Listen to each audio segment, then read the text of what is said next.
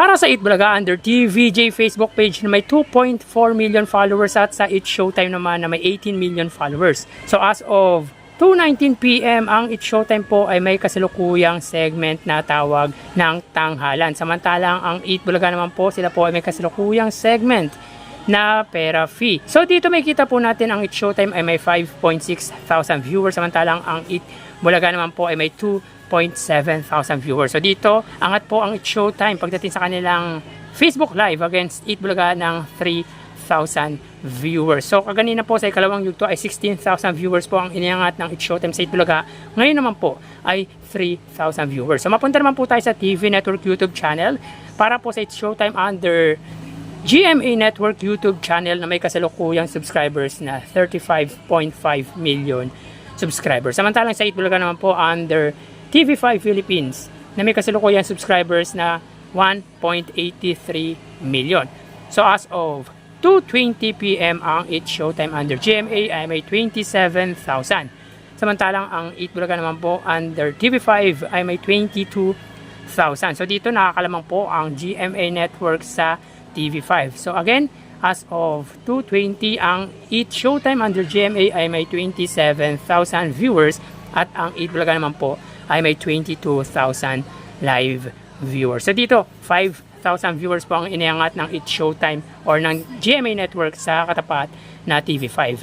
So mapunta naman po tayo sa main YouTube channel ng dalawang noontime show at para po sa It's Showtime under ABS-CBN It's Showtime na may kasalukuyang subscribers na 2.26 million. Samantalang ang Eat Bulaga naman po na may kasalukuyang subscribers na 1.02 million subscribers.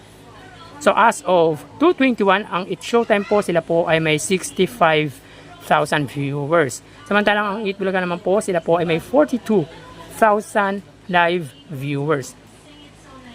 So ulitin natin, as of 2:21 PM ang It's Showtime ay may 65,000 viewers at ang Eat Bulaga naman po ay may 42,000 viewers.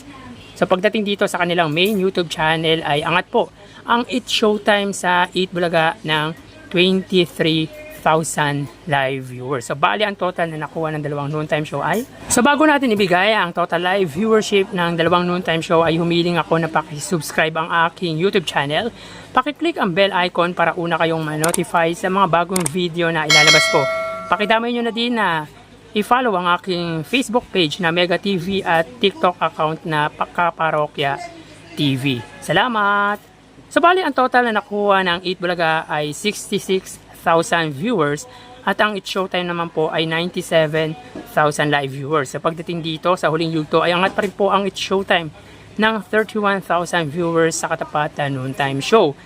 So again, ang Eat Bulaga po ay may 66,000 viewers at ang It's Showtime ay may 97,000 viewers. So yan po ang lumalabas sa kanilang online viewership as of 2:23 PM. At bukas ay may tutunghayan nyo na naman ang panibagong yugto ng ating online live viewership ng dalawang noontime show. Magpapaalam na po ako. Thank you and God bless.